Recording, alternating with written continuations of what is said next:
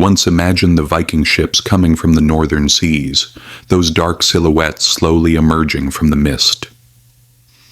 When they reached the shore, what they wanted was very clear: gold, land, food, and power. Plunder was carried out with swords and fire.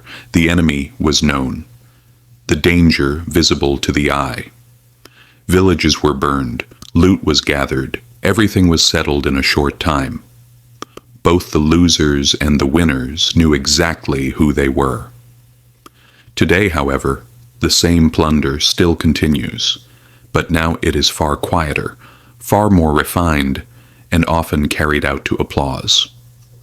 Swords have been replaced by contracts, shields by legal texts, and sieges by debt tables.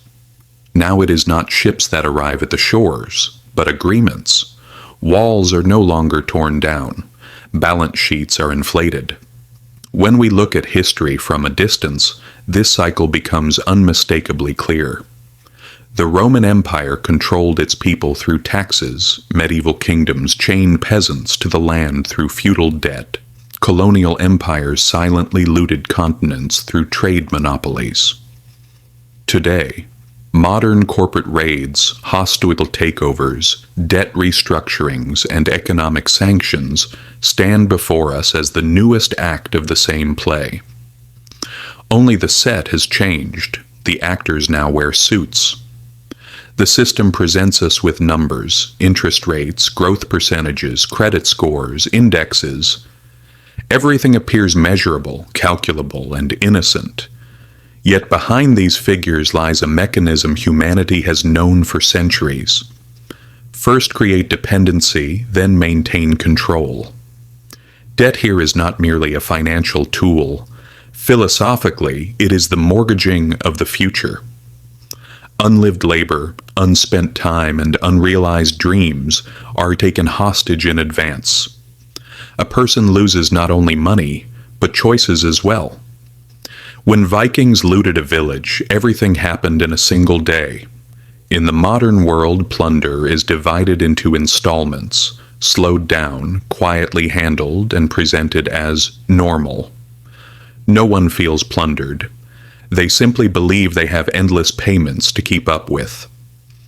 History repeats itself, but it never wears the same costume. Power once arrived with armies. Today, it comes with balance sheets. Castles were once besieged. Today, it is the human mind. The system's invisible mechanisms operate precisely here. Credit cards marketed as freedom. Debt described as an opportunity. Risk individualized while profit is centralized. If you lose, it is your fault. If there is profit, it belongs to the system. At the philosophical core of this story lies an unsettling question. Who truly holds power? The one who carries the weapon or the one who writes the debt? History has shown us again and again that the most enduring form of power is the one that renders itself invisible.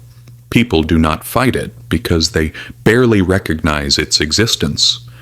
That is why the purpose of this narrative is not to instill fear, but to awaken awareness. Because every system contains traps that can be overcome by those who understand it. The most fundamental lesson to be drawn from Viking raids is this: if you are defenseless, you lose. In the modern world, defense is no longer about carrying a shield. It is about possessing financial knowledge. It is about thinking in terms of cash flow rather than debt. It is about questioning where short-term pleasures and impulsive consumption are leading you. It is about building long-term resilience, living with less but sustainably, making decisions not out of fear but with awareness. Completely rejecting debt may not be realistic. The real issue is not the existence of debt, but whether it controls you or you control it. In the great game played by corporations and states, the most strategic move an individual can make is to learn the rules of the game and act not with emotion, but with systemic awareness. Historical perspective whispers this quietly to us. plunder never truly ends, it only changes form. But for the conscious, history is also a manual of defense, because those who understand the past can more easily strip away the masks of the present. So when you look at numbers, question the story behind them. When you read contracts, question the intent. When you listen to promises, consider the cost. Because surviving in the modern age is not about carrying a sword, but about carrying awareness.